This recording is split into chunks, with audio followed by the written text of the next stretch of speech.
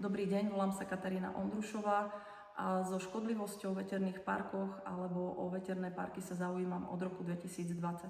Keďže nás investori nazývajú hoaxermi, klamármi a už sme dokonca aj ruskí propagandisti, i keď vám poviem, že to robíme vo svojom voľnom čase na svoje vlastné náklady, nikto nás neplatí, ide nám len o to, aby sme si uchránili to, čo máme. A rada by som teraz poprosila pana Mausa, ktorý býva pri takom jednom veternom parku, aby teda sme si vypočuli jeho názor a dovolila by som si položiť mu pár otázok. Prosím vás, keby ste povedali, kde bývate, kde sú postavené tie veterné parky a ako sa vám žilo predtým, než vám to postavili k domu.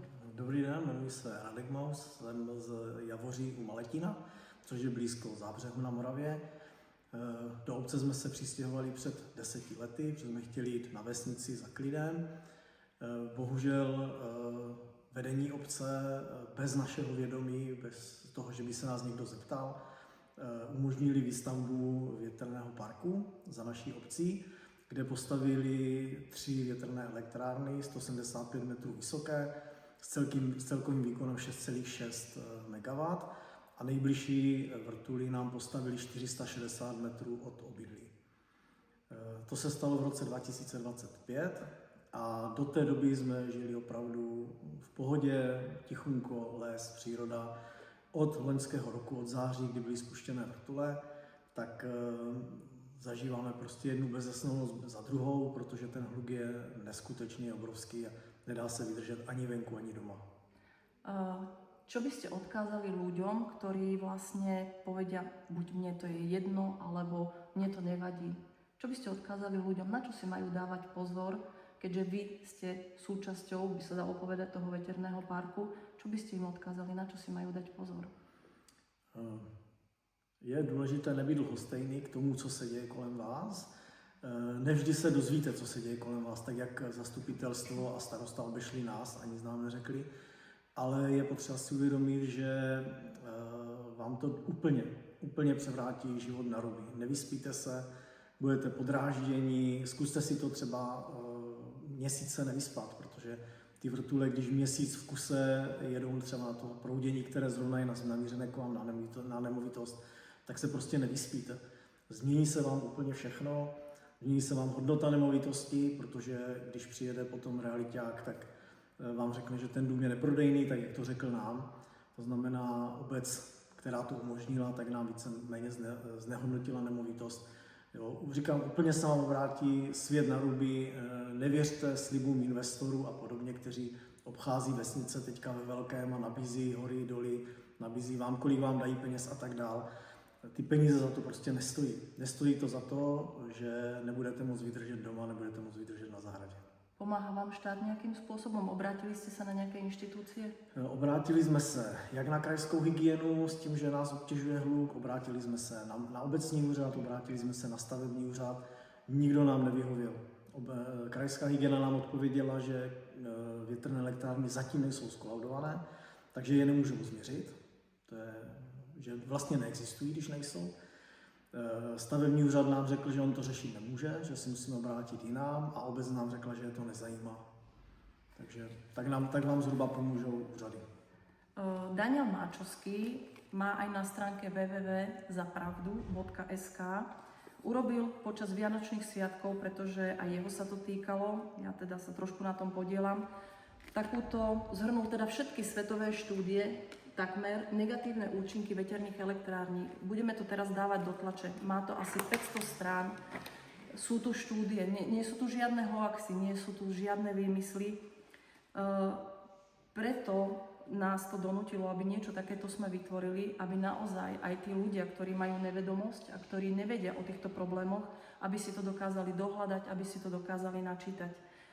Tým, že ste hovorili, že štát vám nepomáha, ja si dovolím teraz vyzvať slovenských aj českých predstaviteľov, aby sa zaujímali o svojich ľudí, aby sa zaujímali o ich zdravie, aby sa zaujímali o krajinu, aby vidiek slovenský a český sa nestal nejakou priemyselnou zónou.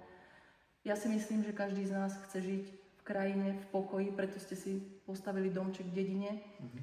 Takže vážení páni investori, toto není hoax. Toto je autentická výpoveď pána, ktorý žije pod tými veternými parkami. Prosím vás, občania, zaujímajte sa aj vy, čo sa deje za vašim chrbátom, čo robia poslanci. Choďte na zastupiteľstva. Ja viem, že ste si ich zvolili a dali ste im dôveru, ale treba ich preverovať. Ďakujem vám ešte raz. Taky děkuji.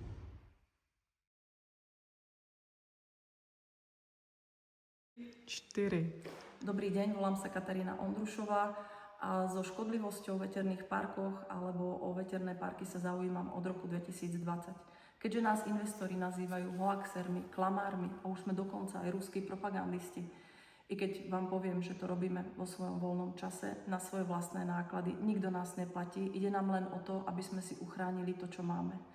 A rada by som teraz poprosila pana Mausa, ktorý býva pri takom jednom veternom parku, aby teda sme si vypočuli jeho názor a dovolila by som si položiť mu pár otázok. Prosím vás, keby ste povedali, kde bývate, kde sú postavené tie veterné parky a ako sa vám žilo predtým, než vám to postavili k domu. Dobrý den, jmenuji se Radek Maus, jsem z Javoří u Maletina, což je blízko Zábřehu na Moravě. Do obce jsme se přistěhovali před 10 lety, protože jsme chtěli jít na vesnici za klidem. Bohužel vedení obce bez našeho vědomí, bez toho, že by se nás někdo zeptal, umožnili výstavbu větrného parku za naší obcí, kde postavili 3 větrné elektrárny, 175 metrů vysoké, s celkovým výkonem 6,6 MW a nejbližší vrtuly nám postavili 460 metrů od obydlí. To se stalo v roce 2025 a do té doby jsme žili opravdu v pohodě, tichunko, les, příroda. Od loňského roku, od září, kdy byly spuštěné vrtule, tak zažíváme prostě jednu bezesnost za druhou, protože ten hluk je neskutečně obrovský a nedá se vydržet ani venku, ani doma. Čo by ste odkázali ľuďom, ktorí vlastne povedia, buď mne to je jedno, alebo mne to nevadí? Čo by ste odkázali ľuďom, na čo si majú dávať pozor, keďže vy ste súčasťou, by sa dalo povedať, toho veterného parku, čo by ste im odkázali, na čo si majú dať pozor? Je důležité nebýt lhostejný k tomu, co se děje kolem vás. Nevždy se dozvíte, co se děje kolem vás, tak jak zastupitelstvo a starosta obešli nás, ani z nám neřekli, ale je potřeba si uvědomit, že vám to úplně převrátí život na ruby. Nevyspíte se, budete podrážděni, zkuste si to třeba měsíce nevyspat, protože ty vrtule, když měsíc v kuse jedou třeba na to proudění, které zrovna je namířené k vám na nemovitost, tak se prostě nevyspíte.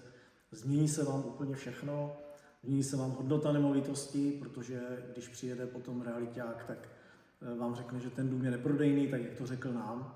To znamená, obec, která to umožnila, tak nám víceméně znehodnotila nemovitost. Jo, říkám, úplně se vám obrátí svět na ruby, nevěřte slibům investorů a podobně, kteří obchází vesnice teďka ve velkém a nabízí hory, doly, nabízí vám, kolik vám dají peněz a tak dál. Ty peníze za to prostě nestojí. Nestojí to za to, že nebudete moct vydržet doma, nebudete moct vydržet na zahradě. Pomáhá vám štát nějakým způsobem? Obrátili jste se na nějaké instituce?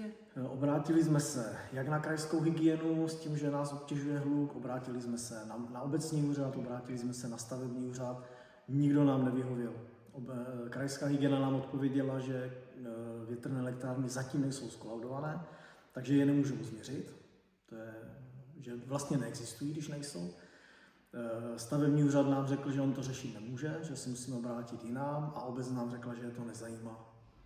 Takže tak vám zhruba pomůžou úřady. Daniel Máčovský má aj na stránke www.zapravdu.sk urobil počas Vianočných sviatkov, pretože aj jeho sa to týkalo, ja teda sa trošku na tom podielam, zhrnul teda všetky svetové štúdie, takmer negatívne účinky veterných elektrární. Budeme to teraz dávať do tlače. Má to asi 500 strán. Sú tu štúdie, nie sú tu žiadne hoaxy, nie sú tu žiadne výmysly. Preto nás to donútilo, aby niečo takéto sme vytvorili, aby naozaj aj tí ľudia, ktorí majú nevedomosť a ktorí nevedia o týchto problémoch, aby si to dokázali dohľadať, aby si to dokázali načítať. Tým, že ste hovorili, že štát vám nepomáha, ja si dovolím teraz vyzvať slovenských aj českých predstaviteľov, aby sa zaujímali o svojich ľudí, aby sa zaujímali o ich zdravie, aby sa zaujímali o krajinu, aby vidiek slovenský a český sa nestal nejakou priemyselnou zónou. Ja si myslím, že každý z nás chce žiť v krajine, v pokoji, preto ste si postavili domček v dedine. Takže vážení páni investori, toto není hoax. Toto je autentická výpoveď pána, ktorý žije pod tými veternými parkami. Prosím vás, občania, zaujímajte sa aj vy, čo sa deje za vašim chrbátom, čo robia poslanci. Choďte na zastupiteľstva. Ja viem, že ste si ich zvolili a dali ste im dôveru, ale treba ich preverovať. Ďakujem vám ešte raz. Taky děkuji.